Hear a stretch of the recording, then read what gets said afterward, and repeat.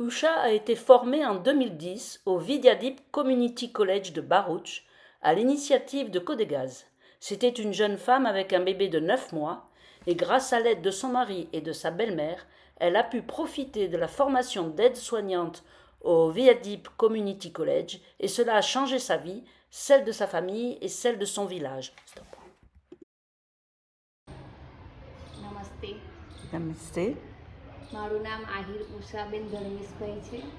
મારા ગામનું નામ લુવારા છે અને હું શરૂઆતમાં તો અહીંયા નર્સિંગના કોર્સ કરવા માટે મારું 6 મહિનાનું બાળક મૂકીને અહીંયા આવી હતી. એમાં મને ઘણા બધા પ્રોબ્લેમ થયા હતા, પરંતુ પ્રોબ્લેમમાં મને મારા હસબન્ડ અને મારી સાસુએ સાથ આપ્યો હતો. એમાં મારું છોકરું 6 મહિનાનું હતું તો હું દર શનિવારે અહીંયાથી ઘરે જતી હતી અને રવિવારે રહું ને સોમવારે સવારમાં વહેલી પાછી પહેલી બસમાં અહીંયા આવતી હતી. એવી રીતના મેં 6 મહિના પૂરા કર્યા.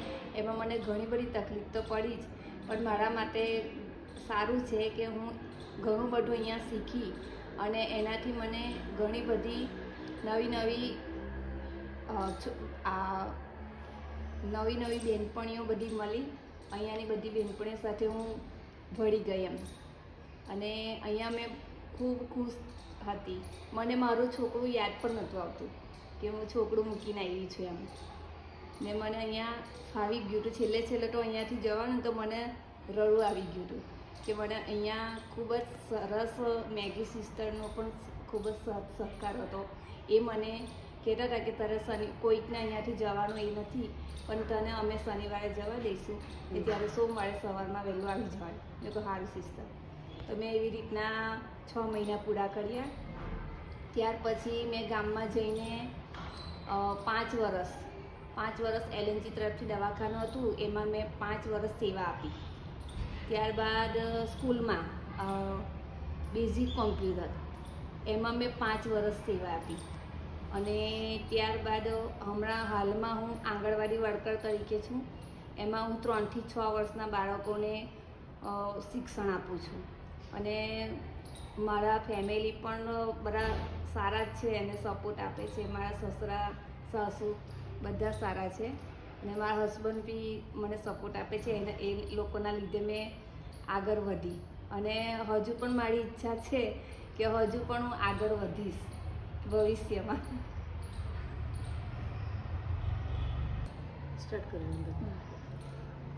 હું આંગણવાડીમાં છે ને, એમાં અમારે સગર્ભા, ધાત્રી, કિશોરી અને નાના બચ્ચાઓ એનું પણ ધ્યાન આપવું પડે છે.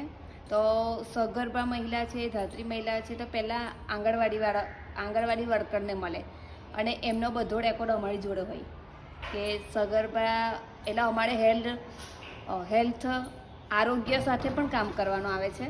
તો આરોગ્ય અમારે મમતા દિવસ મહિનામાં એકવાર મમતા દિવસ થાય છે, ત્યારે અમારે ત્યાં હાજરી આપવાની હોય છે. ને બાળકોનું રસીકરણ છે, ટીકાકરણ, એ સબ અમારી અંદર આવે છે.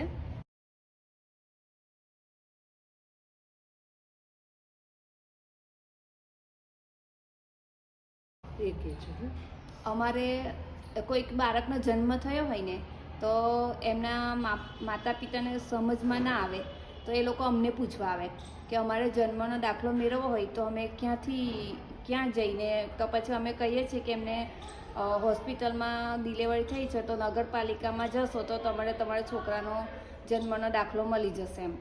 પછી કોઈકને રસી મૂકવાની હોય તો એમને ખબર ના પડે કે મારા બચ્ચાને કઈ રસી મૂકવાની છે, તો અમે કહીએ કે તમારું બચ્ચું 9 મહિનાનું થાય તો એને ઓરીની રસી આવશે, અને 3 મહિનાનું હોય, 4 મહિનાનું હોય, દર વર્ષે, છેલ્લી રસી દર વર્ષે આવે એમ.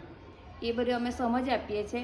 એમાં સગર્ભા પણ અમને પૂછવા આવે કે અમારા ડિલિવરી માટે અમને શું લાભ મળે છે. તો અમે કહીએ છીએ કે તમને 5,000 મળે ને, 3 હપ્તા પછી 5,000 એમના ખાતામાં આવે છે. એ પણ એમને સહાય મળે છે. ત્યારબાદ આંગણવાડીમાં એમને દર મહિને 1 કિલો તેલ, 1 કિલો દાળ અને 2 કિલો ચણા, એવી રીતના 4 કિલો રાશન આવે એમનું. એમને દર મહિને 4 કિલો રાશન આપવામાં આવે છે. ઓકે.